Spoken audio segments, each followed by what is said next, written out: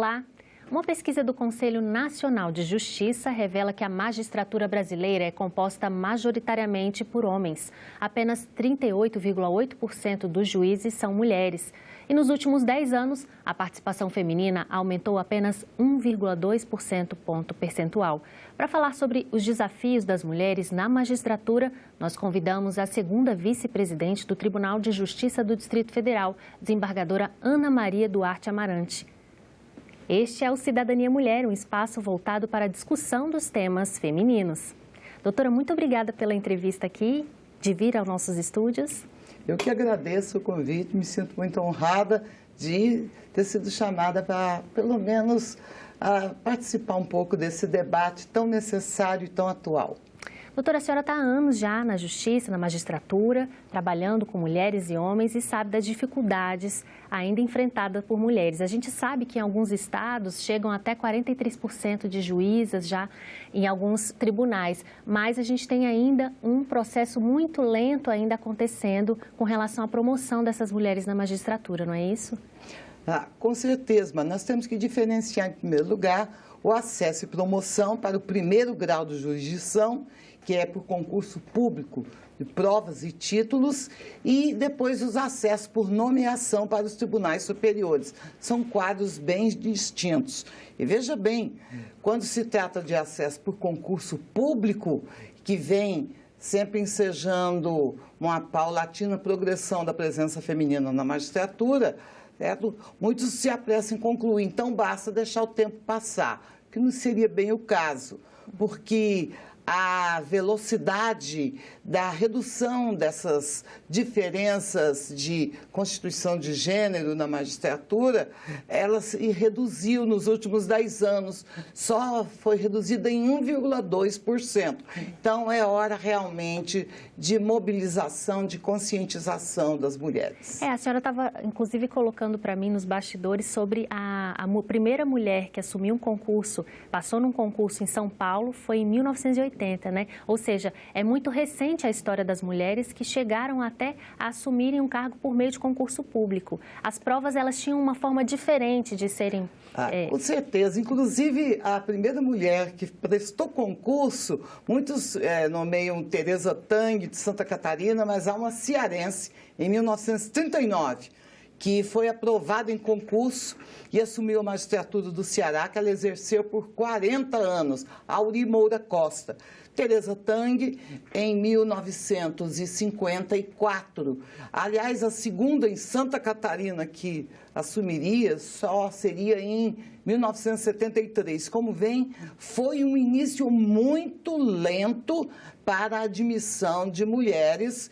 E em São Paulo, então, conforme o desembargador Tâmbora até reconheceu, não é que fosse proibido anteriormente as mulheres ingressar na magistratura, mas simplesmente as provas não eram sigilosas, eram identificadas e, por uma questão de conservadorismo, não se aprovavam as mulheres.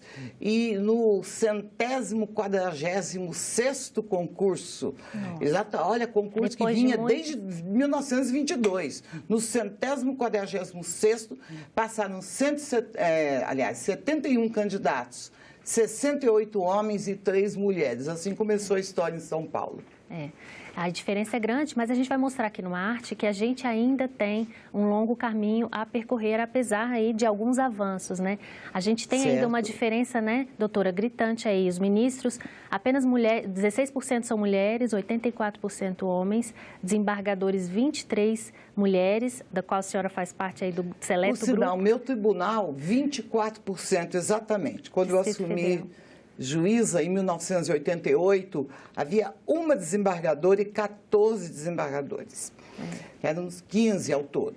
Pois bem, agora são 48, 12 mulheres. Estamos bem próximos desse percentual, um pouco além, 25% de mulheres, mas o crescimento ainda não se dá com a celeridade esperada, mas principalmente, eu digo, quando se trata de acesso por nomeação. E nos tribunais superiores, o acesso por nomeação do presidente da República, com prévia aprovação do Senado Federal. E aí, como vem, o percentual cai bastante. Já em primeiro grau, temos 39% de juízas substitutas, isso. 39% e 37% de titulares. Seria mais ou menos a média no primeiro grau. Mas o que eu quero reportar é o seguinte: quando eu estava no CNJ, foi feito um censo perquirindo as juízas sobre eventuais dificuldades, se viam ainda problemas em progressão. 1/3 reportaram dificuldades, sim, inclusive em promoção e remoção, o que fica preocupante. E o Conjur também noticiou uma outra enquete feita com juízas federais e 93% se queixaram de dificuldades para mudança de localidade, sabendo que é uma necessidade. O único local sem grandes problemas seria a Justiça Comum do Distrito Federal, que não saímos do quadrilátero. Mas nas justiças comuns estaduais, Justiça Federal, o panorama é outro. É outro, né? Muito bem. No CNJ, a senhora trabalhou lá, sabe desses temas, né? Desses percentuais. Na sua avaliação, está sendo feito um trabalho interessante pelo CNJ sobre a discussão disso e a conscientização, né, dessa visão sobre colocar mais mulheres também na magistratura.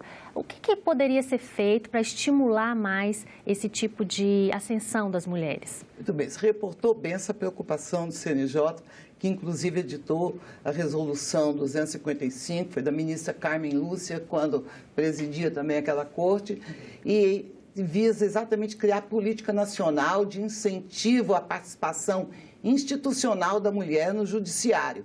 Em se tratando de serventuários da justiça, as mulheres já são maioria, realmente até cerca de 56%, enquanto que o quadro das diferenças de gênero, desigualdade de gênero em se tratando de magistradas é bem diverso, como foi visto aqui.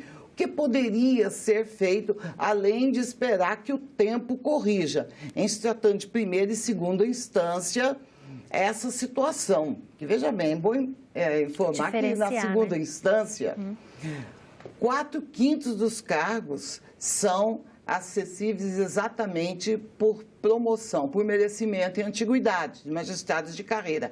E 1/5, o quinto constitucional, é formado por egressos do Ministério Público e da advocacia. E esse ano talvez tenhamos, inclusive, um número paritário para o nosso quinto constitucional.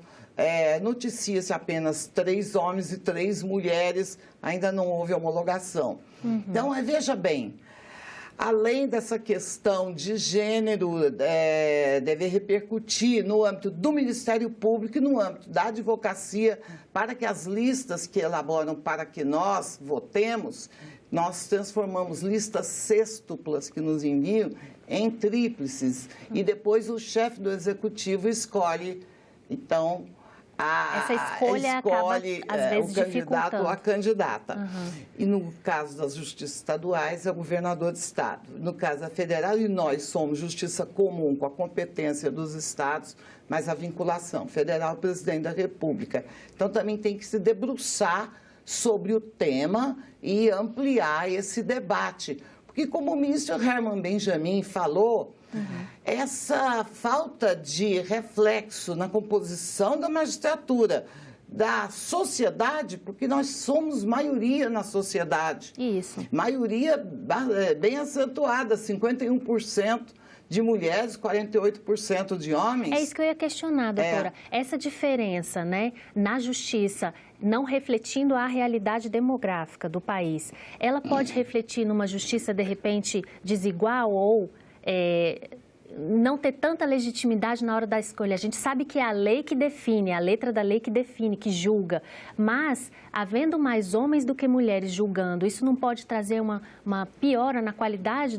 dos julgamentos? Não diria piora, mas falta uma legitimidade democrática, uma diversidade humana que é importante. Porque, veja bem, em minoria, muitas mulheres tendem, inclusive, a assumir aqueles valores que mais um predomínio patriarcal introduziu rigidez, severidade. Algumas conseguem até ficar mais duras do que os próprios homens. Mas veja bem, se trata, na verdade, de evitar essa igualdade forçada que leva à perda da identidade, assim como se deve evitar a desigualdade que acarrete restrição de direitos. Então, nós temos que buscar essa riqueza que vem da diversidade. Isso. Muito bem. E depois podemos falar sobre as novas portas da justiça de mediação e conciliação e da maior adequação até do olhar feminino nessas outras possibilidades de solução de litígios que levam, inclusive, a maior paz social. A senhora, inclusive, está coordenando muito essa parte de mediação, fala muito sobre isso, né? Como é que isso pode impactar positivamente na resolução desses conflitos, doutora? Olha, nós hoje estamos acreditando mesmo nessa porta da mediação e conciliação como a mais adequada para a paz social. Há litígios que não podem esperar todo o devido processo legal, o percurso das instâncias para serem solucionados, porque a espiral do conflito leva ao maior desajuste social, como, por exemplo, um litígio de família. Depois de 14, 15 anos de luta, a família está esgarçada. O mesmo ocorre na sociedade em relações continuativas como condomínios. Então, a possibilidade de uma solução constituída pelas partes, com aproximação por servidores bem treinados da justiça, a fim de que, mesmo recuando de parte das pretensões, se vislumbre uma solução possível. O cumprimento é espontâneo e, com isso, se desafoga a justiça, deixando-a melhor equiparada, por exemplo, ou equipada para a solução daqueles em que só o método adversarial vai ser possível. Então, é bem-vinda a presença feminina e muitas vezes nos meus centros judiciários de solução de conflitos e cidadania, os SEJUSCs, muitos até perquirem por que a esmagadora maioria dos juízes nomeados, a esmagadora maioria de mulheres. Bom, em primeiro lugar, que já encontrei essa composição, foi um natural pendor para essa porta tão importante que a justiça abre para todos, empoderando a sociedade, levando o cidadão a buscar ele próprio a solução dos problemas, dialogando com aqueles adversários, porque conflito não é algo terrível, é normal, não. O conflito é o normal. Nesse caso, né, doutora, a sensibilidade feminina, ela também ajuda muito nesse tipo de resolução de conflito. Ela tem um jeito, né, um cuidado que agrega muito a esse trabalho que é feito nesses centros, né? E a senhora, inclusive, no seu gabinete tem a maioria de mulheres, né? Não é à toa. Com certeza. Uma das reclamações das juízas aqui do nosso Distrito Federal é quando a administração, com a presidência masculina, por exemplo, nomeia mais juízes, assessores, homens. E eu nomeei mulheres. Aí, mais uma questão de até de melhor entrosamento e entendimento. No meu caso, realmente, estou com pessoas que já eram da administração anterior, altamente aperfeiçoadas, e não havia motivo para alterar, mesmo que tenha até ficado, como falam, fazendo blague, num clube da Luluzinha muitas vezes. Mas olha, há homens também que estão se dando muito bem nessa nova visão, nesse novo olhar da justiça. Enfim, a gente busca um meio termo, um ponto aí de confluência que é importante. Agora, importante é a conscientização permanente. Isso. E é um assunto que a gente vai tratar agora. Falando sobre Lei Maria da Penha e conscientização, existe um trabalho muito interessante do TJ sobre a Lei Maria da Penha nas escolas. Queria que a senhora falasse um pouquinho desse trabalho, que tem aí a pretensão até de ser expandido para o país inteiro, não é? Com certeza, nós somos um farol para o país em todas essas modalidades que nós engendramos para dar efetividade à Lei Maria da Penha. Maria da Penha vai à escola, mostra exatamente o ataque ao problema quase na raiz, porque o que se cuida é superar uma postura histórica, patriarcal. É muito fácil até editar uma lei, o difícil é mudar o costume. Exatamente. Então, e o problema, então, da prepotência masculina, no abuso da força, nas relações familiares, nas relações de afeto, tem que ser enfrentado de muitas formas. E na escola já se planta o germe da educação, do tratamento igualitário, e exatamente da superação dessa diferença de gênero que leve à restrição de direitos e à prepotência de um sobre o outro. Por isso é que nós temos esse programa muito interessante e no plano já da efetivação temos 19 juizados de violência doméstica. O Distrito Federal está proporcionalmente em posição bem vantajosa em relação às demais unidades da federação, considerando até que Minas Gerais, por exemplo, está implantando o 5º juizado agora, em todo o estado de Minas. Então, estamos dando uma resposta boa à sociedade e atacando o problema no cerne. A senhora recebeu há pouco tempo uma representante da OAB para falar sobre a reabertura, o restabelecimento dos serviços da Casa da Mulher Brasileira, que é um serviço que era do governo federal, que atendia em vários setores a mulher vítima de violência doméstica. A senhora decidiu como é que vai ser o restabelecimento desses serviços? O Distrito Federal está buscando uma parceria com o TJ para tentar resolver essa questão? Não, veja bem, o local não pode mais ser recuperado para que tudo caiba nele, desde o pessoal da Delegacia de Mulheres, passando por assistentes sociais, psicólogo, até também um posto avançado dos nossos juizados de violência doméstica. Tudo em um lugar só, mas tudo mesmo não é possível. Teríamos que lidar com cerca de 40%, mais ou menos, do espaço disponível. E o problema todo é que a dispersão da população no contexto do Distrito Federal, com a centralização apenas em um lugar, pode não ser a melhor opção, até porque não podemos recuperar na íntegra o lugar anterior. Houve desabamento, problemas estruturais graves e a redução foi acentuada. O que se está agora tentando é parte daqueles órgãos assistenciais em local próximo, inclusive a Delegacia de Mulheres, e nós da Justiça estamos bem distribuído com nossos 19 juizados, com endereços bem conhecidos, e o entrosamento entre esses órgãos, essa interoperabilidade, essa política de parceria, está permitindo que aqui nós atendamos bem a essa problemática. Estamos caminhando para outras soluções. Tudo em um só lugar não seria mais possível. Quem sabe até diversificar 4 centros de atendimento, estão sendo estudadas opções, mas aí a decisão é do Poder Executivo. Estaremos lá, se nos chamarem. Que bom. É uma boa, forma de resolver essa questão, porque realmente Brasília, o Distrito Federal, tem um número grande de casos de feminicídio e de violência ainda, infelizmente. E isso é uma questão que eu queria até perguntar para a senhora.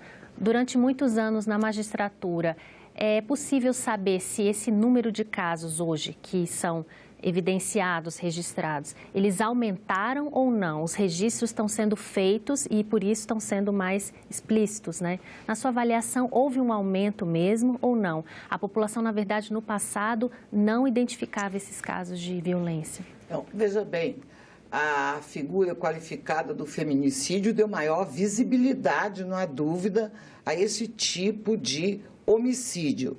Mas o que queremos primeiro salientar é que a imensa maioria dos infelizes casos ocorridos, certo, envolveu vítimas que não estavam sendo beneficiadas por qualquer medida protetiva, que não havia buscado a justiça. Chega quase de 90%. Então, com isso, vemos que, de alguma forma, embora se possa conceber que o agressor possa ficar mais irritado no caso da vítima e buscar a justiça, o fato é que temos medidas bem inibitórias, tornozeleiras, temos o uso do botão do pânico, temos um aparato de segurança que vem mostrando que essas que nos procurarem pedir proteção, certo? Na imensa maioria não foram vítimas de feminicídio, deixar isso bem claro. Segundo, a escalada da violência existe sempre com a maior aglomeração nos centros urbanos, crise econômica. Por exemplo, sabia que nos 10 primeiros dias do mês ocorrem os maiores casos, o maior número de casos de violência doméstica? O pessoal com dinheiro para comprar droga e bebida. E eles se reduzem sensivelmente do 10º até o último dia do mês. Portanto, nós temos que ver todo o contexto dessas causas que podem recrudescer a violência, uma crise econômica, etc. Mas, no plano geral, nós temos sempre o pensamento de que vale a pena, sim, aperfeiçoar o serviço e é a nossa busca constante. Doutora, para fechar, a gente sabe que a senhora tem 4 filhas mulheres, faz parte hoje do TJ da vice-presidência, primeira vez que 2 mulheres estão assumindo aí a vice-presidência, né, do Tribunal do Distrito Federal. Como é que estar aí entre as mulheres destaques desse tribunal, ter tido uma vida de cuidado das filhas e, ao mesmo tempo, conseguir a ascensão na carreira, quase nível máximo aí da sua carreira, praticamente, né? Conta um pouquinho da sua experiência para fechar aí, para dar um estímulo para as mulheres que estão nos ouvindo. Não, na verdade, eu sou de uma geração quase que de transição. O preparo das mulheres na minha época, ainda que fosse primeira, não só da clássica, mas do colégio, era ainda um preparo voltado para o casamento. Então, aceitei no início que deveria ficar em casa cuidando das filhas para não entregar a babá. E quando todas estavam na escola, o próprio marido daí aqueceu que eu voltasse aos estudos, porque viu que eu auxiliava muito nos estudos que ele sempre fazia. Ele cursou 3 faculdades, além de ser oficial do Exército. Então, ele mesmo incentivou. E o curioso foi que no último ano de Direito, eu tive outra gravidez. Enfim, quem casou com 16 anos, com 19 anos de casado, ainda está pronta para mais uma maternidade. Com 35 anos, fiquei com o diploma numa mão e a filha na outra. Então, mostrou que é possível. Hoje estou com 55 anos de casada, ou seja, casei bem nova mesmo. E agradeço ao marido ter aceitado as mudanças que vieram. Procurei sempre conciliar, sim. Não saiu nada muito perfeito, não, viu, filha? Sempre poderia ter sido melhor mãe, melhor dona de casa, não dá para fazer melhor tudo, estudante. Né? Ser perfeito em tudo. Foi se fazendo medianamente o que foi possível. Graças a Deus, para quem se formou com 35 anos, tive ainda uma diversidade profissional muito grande, fiz muitos concursos públicos, eu adorava fazer concurso público, fiz de procuradora da Fazenda Nacional. Antes fui fiscal do trabalho, hoje é inspetor do trabalho, procuradora da Fazenda Nacional, promotora de justiça. Quando eu encarei a banca examinadora do concurso de juiz, a banca oral, e nossas provas orais são públicas, ali estava uma promotora, professora, fazendo mestrado, então eu estava com uma certa força também para tentar mais esse passo profissional, essa progressão. Agradeço muito a Deus e devo ter passado uma imagem favorável para as filhas, porque uma é juíza, uma é promotora, parabéns. 2 são nossas serventuárias da justiça, concursadas. Então, todo mundo no direito, inclusive um dos cursos que o marido fez, até para não ficar muito em desvantagem, foi direito. É um exemplo aí. Com tanta mulher em casa, falando a linguagem que ele tinha que entender. Isso. Então, também ele fez administração de empresa, fez geografia. Mas, então, foi possível levar. Foi nada perfeito, não, viu? Nada de excelência, como conseguiu, mas na medida do possível e do razoável, foi se progredindo. E hoje é um exemplo para as filhas aí, todas estão, não é à toa que todas estão na carreira. E exemplo para minhas magistradas, eu tenho 150 juízas ex-alunas, inclusive 2 ex-alunos já são desembargadores, quase o mesmo tanto de promotores de justiça, porque eu fui professora em cursos de pós-graduação combinados com preparatórios para concurso, inclusive também da Escola Superior do Ministério Público Local, também da Escola da Magistratura.